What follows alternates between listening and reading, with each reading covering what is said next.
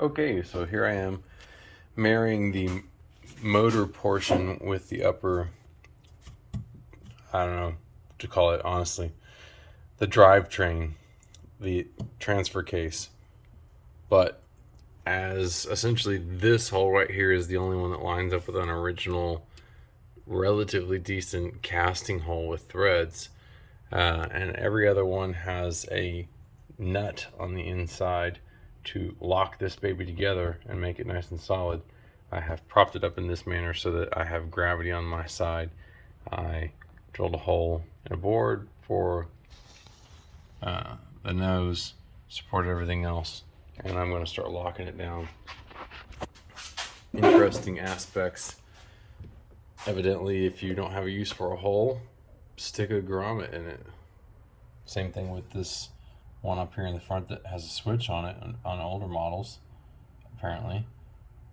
There's no wire for it. Everything on this is totally in the lower half unit. And this is keys not in right so I don't bend it. This is the on-off switch I'm used to.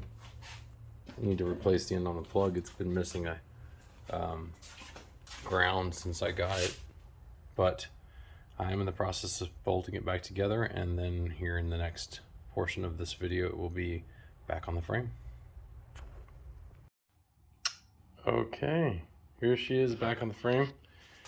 This was a real bear to get bolted back together, mostly just because it's a clone. So if you watch the other video, the holes that are drilled into the cast upper portion don't line up. There are multiples in the wrong place, and each one of these, I'm sure originally was a nice bolt into a hole that did not require a nut, but every one of these, all was it 7 of these, has a nut on the inside, including this one, which was a real bear to get to, because I'm sure for them maybe they put the motor in afterwards and there was more access, but I had to cram my hand up in there and then also get a wrench in there to tighten it down and make sure it was nice and solid. Before I move on to the next part of putting my speed controller back in, whatnot, I just wanted to take a bit of footage. It's getting late. I am getting a little tired and starting to make some mistakes, having to repeat things. So I think that's it for the night, and I will come back when I can start working on putting the actual dial back in and attaching it to the upper. Man, I wish I knew all the proper terms for these. I'm sure somebody is going to tell me in the comments if anybody watches this. I'd love to hear some comments. Make some comments about what you see that's different versus the real deal. Maybe if you've seen this particular version, or comments on things that I've noticed versus videos. Like the fact that this clone has to be dated versus an original version. The set screws that hold the end cap on are on the bottom. I've seen a video that says that one of the clones manufacturers moved it to the top, and that was better because you could see it for safety issues, and then eventually ShopSmith moved it to the top. I also noticed that my end here does not have, it only has one set screw. I don't know if that's always been a cost-cutting thing that was on a clone, or if they at one point ShopSmith had one and then somebody added a second one. Who added the second one? But I think I'm going to be adding one here at some point, and then I'm also considering adding ones to the top. Give me a comment. I'm pretty sure I can successfully tap this, and then 2 seems better than 1 on each side, and that would certainly address some issues regarding safety and separation. The somewhat janky legs, because a lot of these things have loosened out, and honestly, the, let's say, provenance of this, I was given this by a friend who said he got it from his dad. I don't know if his dad had it original. I don't think so. He was an officer. He may have come across it. I don't know if it ever had all the parts. I do know that apparently it supposedly was burnt in a fire, or damaged in a fire, and was not returnable to the father when he asked for it. I don't know for sure whether or not it was ever given, but interesting story nonetheless. All right, there she is. She's back on the frame. And The speed controller is back in my little not ShopSmith. Plus, I need a new belt. This one's really worse for wear. It's cracked, it's worn. I'm not even sure that it's a proper for the unit. I took it down to the local auto place. They had one that was a little bit longer, a little bit shorter, but they didn't have any that, from what I have heard, and forgive me for not remembering exactly what video, that they should be half an inch or wider. So I am inclined to purchase the expensive ones online that say that they're for ShopSmith. If anybody can give me some info on that, I'd really appreciate it. If there is a off-the-shelf auto parts place kind of welt that will work, that everybody knows is appropriate, but it is on there, and I'm reluctant to go through the process of adjusting this, because this is now slow, but we're off by that far. That's why I put the stripe this direction. But it does in fact work now, and we are up and running.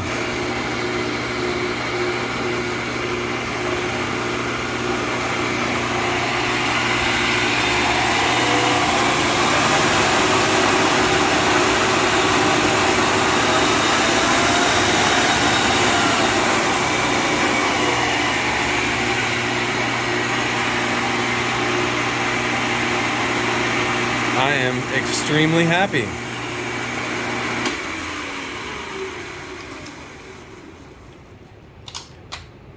Extremely happy. This thing hasn't been on and operating for me well over a year, and I've made a lot of things with this, from just basic sanding of wood, round things for cat corners, cat stands, to using the advancement on some more detailed things like reproducing parts, where I was using a guide to sand items down to all the exact same width, when I was, crazy as it sounds, making custom whistles for when I go to the roller skating rink. Anyway, this is as far as I'm going to get right now, because like I said, I need a new belt. And once I get that done, I have a disc sander, but I don't have the chuck for even so much as a drill, let alone a chuck for holding a piece of wood to work on the lathe. I have the lathe rest, I have the dust shroud for a saw blade, though I don't have the blade attachment to actually hold a saw blade. I have the adjustable guide for when you're using the saw. I have the miter square, but I don't have, a live end or a dead end or another drill bit end for holding the other end, holding something in the other end, which I would really personally like. One of the things I do frequently, or have come to a challenge, is trying to drill central holes. No, this is not a lathe, but it's capable of drilling into metal, so therefore it should be capable of holding a centered piece of metal that it can drill into. I don't see why not. But I would love some feedback. Anyway, I'm super happy. Like I said, this thing was disassembled for scrap until I got the hopes that maybe I could fix it once I realized what was inside, thinking, I don't know, I could make a bracket, but finding out that it was a ShopSmith clone from some very helpful individuals in YouTube, that really rejuvenated my interest in resurrecting this thing and getting it back and operating, and hopefully start to finally track down pieces that will work on this for me, so that I can maybe try it as a wood lathe. That's what I was interested in from the first. I like carving, I like my wood. Give me some feedback, I'd really appreciate it. I'm gonna slap this video together and put it out there until I can get the money together and figure out which belt I'm gonna buy, and hopefully maybe get some feedback from some people as to a less expensive option than the $50 some odd ShopSmith belts that I find on Amazon. Like, subscribe, an awesome, just to anybody who's made a comment. Really, I've got a couple of people that I've watched videos from, that I have really enjoyed watching their videos, and they have taken the time to make comments on my video, and I really appreciate that. All right, I wanted to throw in here real quick at the end. I wanted to specifically call out the individuals who took the time, other YouTubers who took the time to watch my video after I watched theirs, and picks up some tips and tricks that led me to this project. Idiocracy, I believe, is how it would be pronounced with the I's, or sorry, with the ones and zeros, as well as Growth Rings, who has a whole lot of videos. Idiocracy specifically being that, yes, there is a place for it. and a lot of other awesome videos. But Growth Rings goes through a lot of details. That's where I picked up the bits about set screws on top as opposed to bottom. You know, the other little details that were changed that I intend to modify on this one to improve my safety, and then bring around to this gentleman where I ordered my ShopSmith speed controller. He, on his website, talks about rebuilding the units, tuning them 30% faster, 30% quieter. Not a service I'm interested in for my knockoff, but it was very useful being able to get a replacement part here, and I certainly hope he is not bothered by the fact that I'm putting his information out there. It is a website, but I certainly also hope that I'm not offending anybody by putting ShopSmith parts in this clone. Hey, it's working for me. I can't afford a ShopSmith, and let's be honest, the whole point is to do things in our shop and work with our hands, right? Like, subscribe, leave a comment. I really appreciate it.